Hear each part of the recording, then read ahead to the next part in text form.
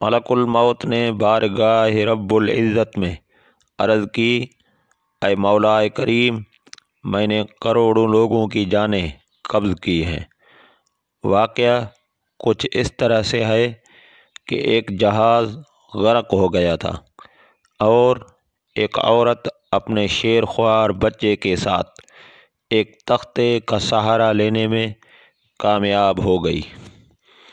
امیر معاویہ رضی اللہ تعالی عنہ کے زمانے میں ایک صحابی رضی اللہ تعالی عنہ کا اونٹ گم ہو گیا۔ پورا واقعہ دیکھنے میں مزہ آئے گا۔ آج ایک اور بڑا واقعہ لے کر آیا ہوں آپ کی خدمت میں۔ پورا واقعہ دیکھنا نہ بھولیے گا۔ اگر یہ واقعہ آپ کو پسند آئے تو لائک کر کے کمنٹ میں ضرور بتانا اور میرے چینل کو سبسکرائب کرنا۔ بسم اللہ الرحمن الرحیم۔ ملک الموت کا افسوس اور شداد کی جنت۔ کہتے ہیں کہ ملک الموت نے بارگاہ رب العزت میں عرض کی، اے مولا کریم، میں نے کروڑوں لوگوں کی جانیں قبض کی ہیں، مگر دو جانیں ایسی ہیں جنہیں قبض کرتے وقت مجھے بڑا ہی صدمہ اور افسوس ہوا ہے۔ میں نے تیرے حکم کی تکمیل ضرور کی، مگر نہایت ہی دکھ کے ساتھ، اور وہ دو ایک ماں اور ایک بیٹا تھا۔ واقعہ کچھ اس طرح سے ہے کہ ایک جہاز غرق ہو گیا تھا اور ایک عورت اپنے شیر خوار بچے کے ساتھ ایک تختے کا سہارا لینے میں کامیاب ہو گئی۔ تختہ دریا میں بہہ رہا تھا اور ماں اور بیٹا اس پر سوار تھے۔ اے مولا کریم، اچانک تیرا حکم ہوا اور میں نے ماں کی جان اس تختے پر نکال لی۔ میرے لیے پریشان کن بات یہ تھی کہ ماں مر چکی ہے، اب بچے کا کیا حشر ہوگا۔ بچہ ایک ٹوٹے ہوئے تختے پر سوار ہے اور تختہ ہر آنے والی لہروں سے ٹکرا رہا ہے، جو کسی وقت بھی کسی تیز لہر کی زد میں آ کر الٹ سکتا ہے۔ بچے کے لیے نہ خوراک کا انتظام ہے، نہ کسی نگران کا بندوبست ہے۔ دریا کے کنارے دھوبی کپڑے دھو رہے تھے۔ اچانک کسی کی اس بچے پر نظر پڑی تو تختے کو کھینچ کر لائے۔ وہ سب بڑے حیران ہوئے کہ ماں مر چکی ہے، بچہ بے یار و مددگار تختے پر زندہ سلامت موجود ہے۔ وہ لوگ اس بچے کو اپنے سردار کے پاس لے گئے۔ سردار بیچارہ بے اولاد تھا۔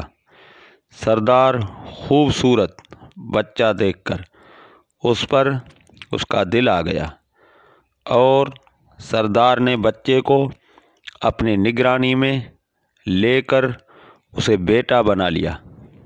یہ بچہ 8-9 سال کی عمر کا تھا کہ اپنے ساتھی بچوں کے ساتھ کھیل رہا تھا۔ اتنے میں بادشاہ وقت کی سواری کی آمد کا شور سن کر سب لوگ ادھر ادھر بھاگ گئے، مگر یہ بچہ سڑک پر اکیلا کھڑا رہا۔ بادشاہ کی سواری گزر گئی، اس کے پیچھے اس کا عملہ پیدل آ رہا تھا۔ ان میں سے ایک سپاہی کو راستے میں سے سرمے کی ایک پڑیا ملی۔ اتفاق سے اس بچے کی نظر بہت کمزور تھی اور سرمے کی اسے بہت ضرورت تھی، لہذا اس نے وہ سرما بحفاظت اپنے پاس رکھ لیا۔ آنکھوں میں لگانے سے پہلے اسے خیال آیا کہ یہ سرما تکلیف نہ پہنچائے۔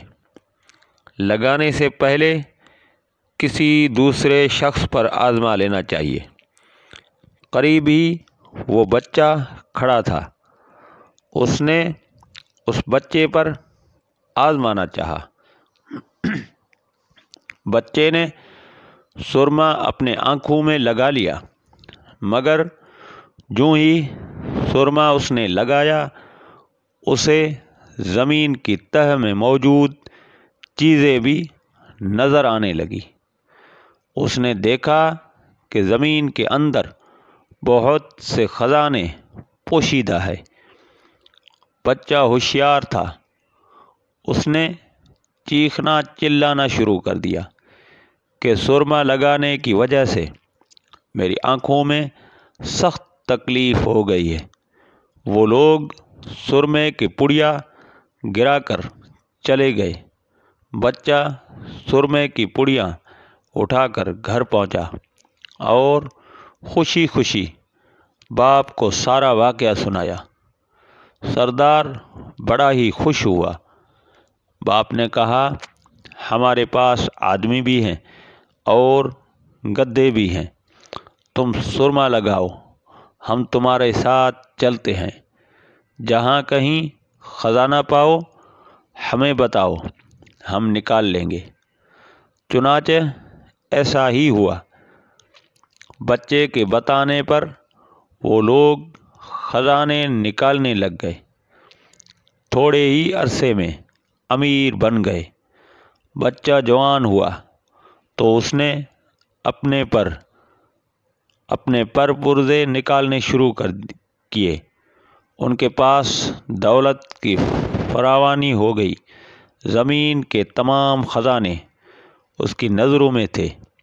اس نے آہستہ آہستہ بہت سے آدمی اپنے ساتھ ملا لیے۔ اس کے بعد تمام سرداروں کو ادھر ادھر کر دیا اور خود سردار بن گیا۔ آخر نوبت یہاں تک آ پہنچی کہ اس نے بادشاہ کے ساتھ بھی ٹکر لے لی اور اسے مغلوب کر کے خود بادشاہ بن گیا۔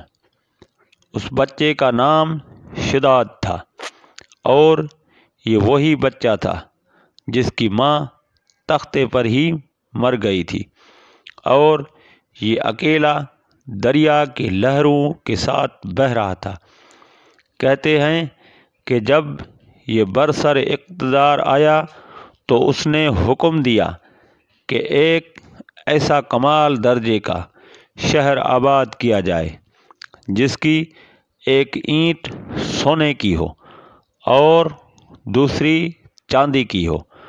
اس میں ایک عالیشان باغ ہو جس میں دنیا کی ہر چیز میسر ہو۔ جب وہ شہر ہر لحاظ سے مکمل ہو گیا تو شداد نے ارادہ کیا کہ جا کر اس شہر کا نظارہ کیا جائے۔ چنانچہ وہ شہر کو دیکھنے نکلا۔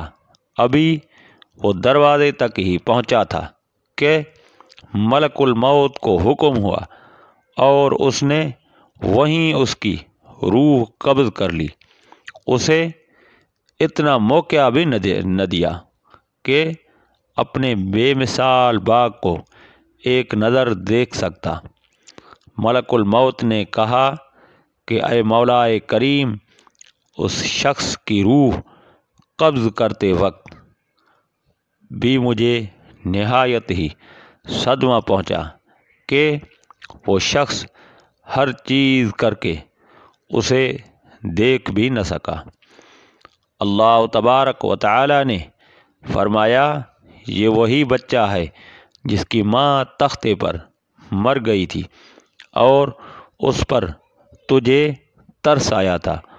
اس بچے نے بڑے ہو کر نافرمانی کی، خدا کے حکم سے بغاوت کی اور سرکشی اختیار کر لی، مگر ہم نے اسے خود ساختہ جنت میں قدم رکھنے کی مہلت بھی نہ دی اور اسے باہر ہی ہلاک کر دیا۔